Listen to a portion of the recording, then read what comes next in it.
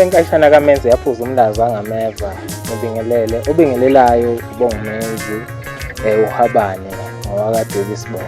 Mina ngonkomo ngene kanjani ukuthi mina thatha umkhulu lo miqashe kubinda ithi zakhe bafana ngihleke kabi nahle kunqaba le ndoda ichephe sefone ekhala njalo ngokufonela intombi yakho kwazi kwangilaya kuba liso uyahleka mfanazi ngcengele ingenzi ngathi uyangazi yona yonke yama-boyfriend le bathi uma ufike engabezwanga njengoma wengane intombane okeniqome ngoba neyifukile inhliziyo senalo uthando bafethu njengoba ngisho ngiyabingelela. So ngalombukiso bafethu angiqondile ukuyinakisa lapha ngizonazisa empeleni ngomsebenzi engiwenzayo lapha emcikeni kamaskandi. Alright. Futhi-ke mina ngomdlalo oyinsimbi ngidlala isiginci, ngidlala ubass guitar, ngidlala ne-keyboard. Lapha ngizokhuluma namaciko anesifiso sokuthi a-record noma-ke aqophe.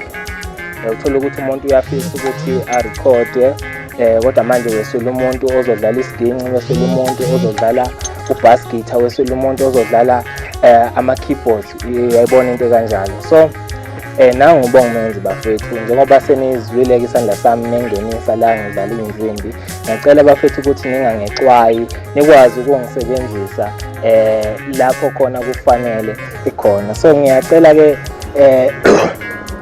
okunye ukuthi-ke njengoba nizothola lo mbukiso ngiyacela bafethu ukuthi niwusabalalise lo mbukiso uzofinyelele kubantu aba-right. Ngenzeka ngokuthi wena usabalalise lo mbukiso lo kungasiza iciko elingaphandle laphana ukuze likwazi ukuthi lifinyelele e-studio lidlalelwe iy'nsimbi ngendlela e-right. Mina-ke bafethu lapha egincini noma la ko-bass guitar, ama-keyboard ayikho into engakwazi ukuyidlala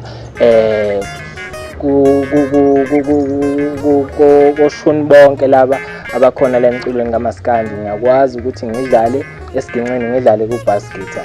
Okwamhlobo komntwana ngiyabonga bafethu, ngiyethemba ukuthi nizokwazi ukuthi nixhumane nami ukuze kube kusebenzeke. Ngiyabonga bafethu.